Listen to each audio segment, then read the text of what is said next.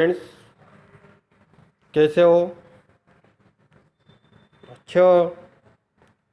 अच्छा, आज हम बीएससी थर्ड ईयर के जूलॉजी फर्स्ट के यूनिट फर्स्ट में 12वें दिन का अध्ययन करेंगे, जिसके अंतर्गत हम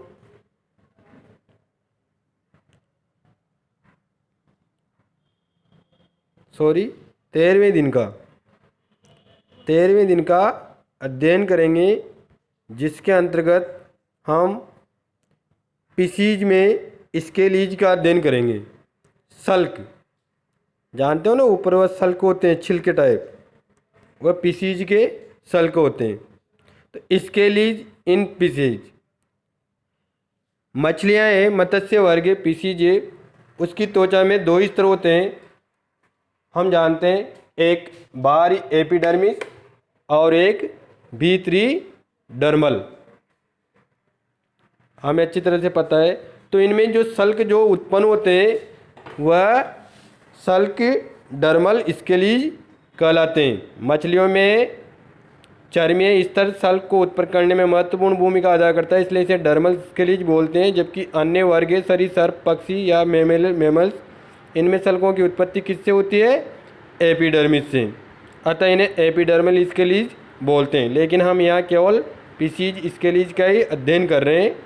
ये पीसीज में स्केलीज होते हैं, ये ओरिजिन के बेस पे, on the basis of origin, उत्पत्ति के आधार पर कितने प्रकार के? 2 प्रकार के। आया समझ में? उत्पत्ति के आधार पे कितने प्रकार के? 2 प्रकार के। कौन कौन से? Placoid, non placoid. कौन कौन से? Placoid, non placoid. प्लेकोइड, इनकी उत्पत्ति किससे हो रही है? Origin form epidermis and dermis, अर्थात प्लेकोइड सेल की उत्पत्ति डर्मिस और एपिडर्मिस से होती है। और इस प्रकार के सेल कौन सी पीसीज में पाए जाते हैं? इलेस्मोब्रेंक पीसीज में, इलेस्मोब्रेंक पीसीज में। और दूसरे प्रकार के सेल के नॉन प्लेकोइड, ये ओरिजिन फॉर्म डर्मिस, इनकी उत्पत्ति किससे होती है? डर्मिस से। ठीक है। अब नॉन प्लेकोइड सल्कों को भी 2 भागों में बांटा गया है। किसके बेस पे? On the basis of structure, संरचना के आधार पर। कौन कौन से? कॉस्मोइड, कॉस्मोइड सल्क, ये सल्क किन में पाए जाते हैं?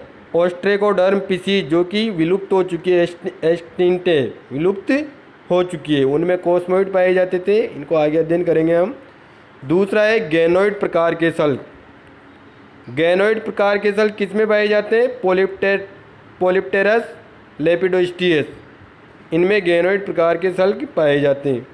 और तीसरा है स्केलीज हैविंग बोनी सल्क, जो अस्थिय हो, अस्थिय किनारे हो, रिजेज हो, ऐसे सल्क।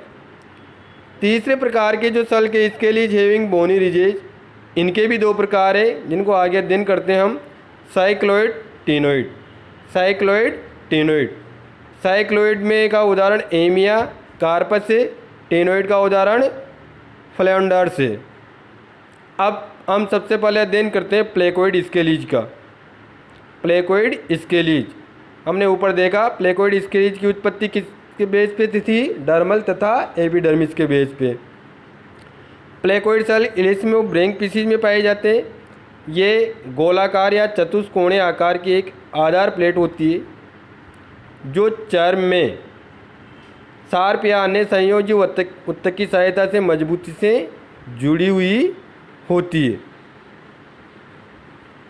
आधारी प्लेट, जिसपे कि चित्र में बता रखा है बेसल रोमोइडल प्लेट, बता रखा है चित्र में।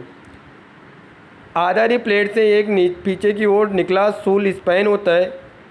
संरचना की दृष्टि से प्लेकोइड सल्क दांत के समान रचना है। अगर इनको देखो तो दांत के समान दिखते हैं। इसकी बाहरी परत दांत के इनेमल के समान होती है, एक कठोर होती है, पारदर्शी पदार्थ विट्रोडेंटिन की बनी होती है।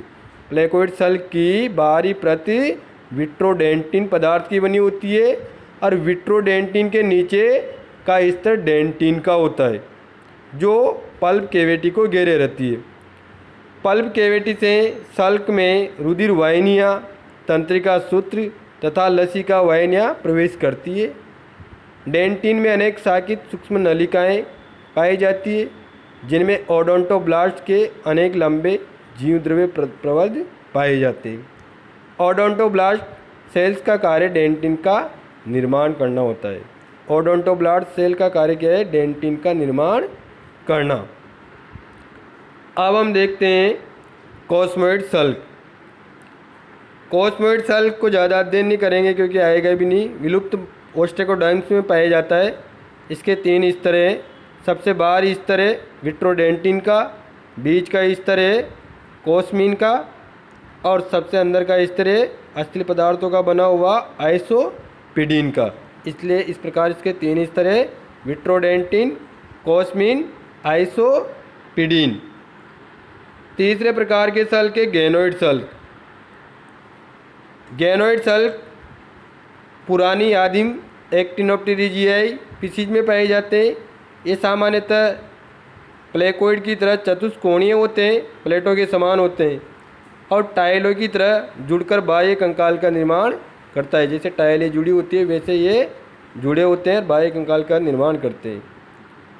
गेनोइड सल्क विशेषकर कॉन्ड्रोस्टियन तथा होलोस्टियन स्पीशीज में विशेष रूप से पाए जाते हैं।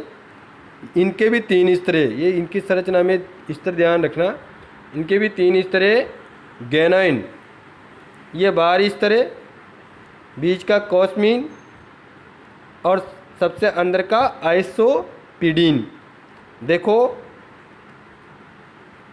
कोस्मोइड में और गेनोइड में अंदर का स्तर समान है आइसोपिडीन, बीच का भी समान है कोस्मीन। केवल एक स्तर का ध्यान रखना है, जो कोस्मोइड में विट्रोडेंटिन है वह गेनोइड में गेनाइन है। ठीक है बच्चों। अब हम देखते हैं साइक्लोइड स्केलीज।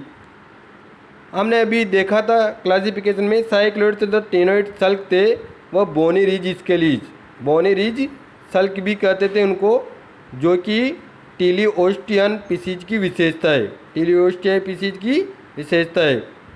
ये सल्क पतले, लचीले तथा पारदर्शी होते हैं क्योंकि इनमें बाहरी तथा मध्य स्तर एब्सेंट होता है। ये सल्क है ना जो अपन पढ़ रहे हैं, ये सल्क साइक्लोइड सल्क में ध्यान रखना एक ही स्तर होता है बीच का। साइक्लोइड सल्क लगभग गोलाकार होते हैं और बीच में से मोटे होते हैं, चित्र में बताया गया है। और इनका मध्य का भाग फोकस कहलाता है। मध्य का भाग फोकस कहलाता है। ये देखा जा सकता है, ये यहाँ से ये फोकस कहलाता है। इसके चारों ओर सकेंद्रित वृद्धि रेखाएं पाई जाती है। साइक्लोइड सल्क के ये लेबियो कटला जैसी टीलियोस्ट स्पीशीज में पाए जाते हैं। अब देखते हैं हम टेनोइड सल्क। ये भी साइक्लोइड सल्क की तरह ही होते हैं, लेकिन ये स्वतंत्र पश्चभाग पर असंख्य छोटे छोटे कंघी के दांत सदृश सूल इसमें पाए जाते हैं। ये सल्क आधुनिक टीलियोस्ट स्पीशीज जैसे पर्च आदि में मिलते हैं। कुछ स्पीशीज की देह पर साइक्लोइड टेनोइड तथा इनके बीच में माध्यमिक प्रकार के सल्क मिलते हैं, जैसे फ्लाउंडर्स में। मैं बता रहा था ये साइक्लोइड की तरह होते हैं, लेकिन इसमें स्वतंत्र पश्चभाग पे छोटे छोटे कंघी के जैसे दांत पाए जाते हैं। ये देख सकते हैं अपन, ठीक ये दांत देख सकते हैं अपन। इस प्रकार ये सल्क के अब देखते हैं सल्कों का रूपांतरण।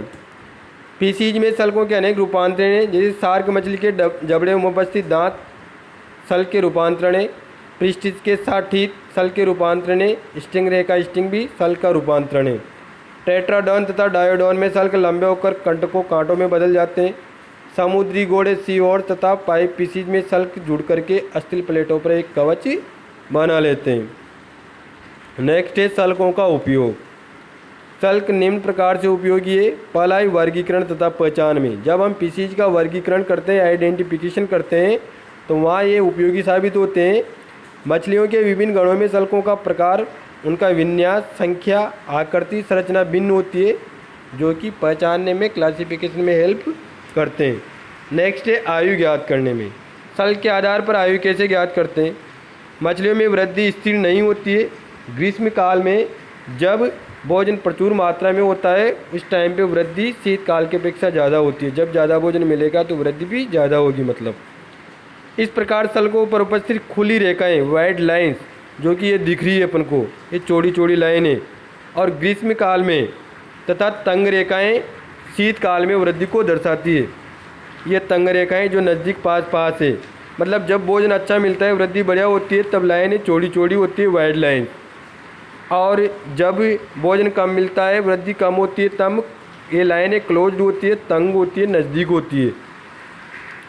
अब इस प्रकार खुली तथा तंग रेखाओं का एक जोड़ा होता है, वो वायु के एक वर्ष को दर्शाता है। मतलब आयु का एक ग्रीष्मकाल एक शीतकाल पूरा हो गया इसके अनुसार,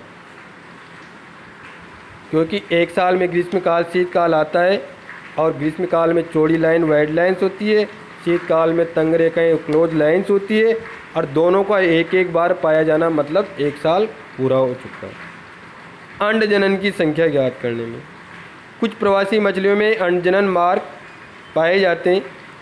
समुद्र पागमी मछलियाँ एंड्राडोमस माइग्रेशन के दौरान ये मछलियाँ भोजन ग्रहण नहीं करती है जब ये समुद्र में जाती है उस टाइम पे, तथा कैल्शियम की कमी के कारण इनके सल्कों से कैल्शियम का अपरदन इरोशन होने लगता है, और कैल्शियम अपरदन सल्कों पर निशान छोड़ जाता है। इस प्रकार हमने फिशीज के सल्कों का अध्ययन किया, और इस चैप्टर में हम अब लास्ट में बढ़ रहे हैं। इसके लिए इलेक्ट्रिक ऑर्गन, एयर ब्लैडर वगैरह इनका अध्ययन करेंगे। इसके लिए G is a important part of fisheries, because study of scales paper में भी आता रहता है, और आगे की पढ़ाई के लिए भी इम्पोर्टेंट है, क्योंकि फिशीज में स्केलीज महत्वपूर्ण होते हैं। थैंक यू स्टूडेंट्स, आगे हम का अध्ययन हम कल करेंगे। Okay, good.